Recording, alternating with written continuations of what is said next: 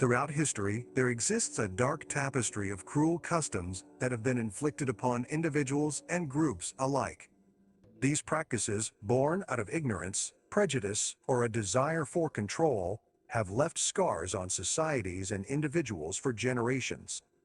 One such example is the practice of force-feeding suffragettes in the United Kingdom during the early 20th century.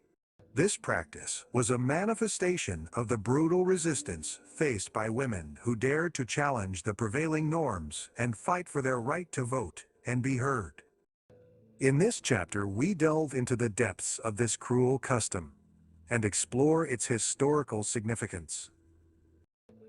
The suffragette movement in the UK emerged as a response to the systemic denial of political agency to women. Women's rights activists demanded equal voting rights and sought to break free from the confines of traditional gender roles. However, their demands were met with resistance from various sectors of society, including the government and entrenched conservative groups. As a means to suppress their voices, suffragettes were often subjected to violent treatment and imprisonment. One of the most harrowing forms of punishment inflicted upon suffragettes was force-feeding. This practice involved restraining women and forcibly inserting a tube or feeding apparatus into their mouths or nostrils, through which a liquid diet of nutrients was administered. It aimed to both physically weaken and psychologically break the spirit of these brave women who refused to back down from their fight for equality. Force-feeding was not only a cruel and painful act, but also a dehumanizing one.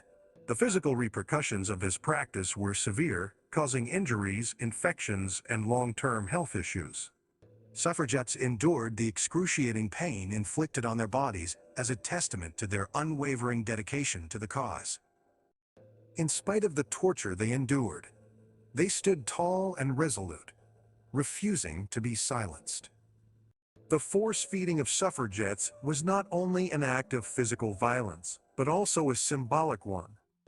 By imposing this practice, the male-dominated establishment sought to reinforce patriarchal norms and maintain their position of power.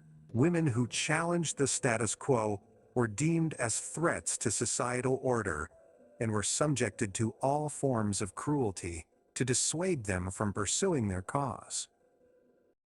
The practice of force-feeding was not without opposition. Many suffragettes, despite the fear and pain they experienced, resisted and persisted in their struggle for equality. Their stories of resilience and courage became rallying points for the suffrage movement, galvanizing support from sympathizers and shedding light on the injustices faced by women.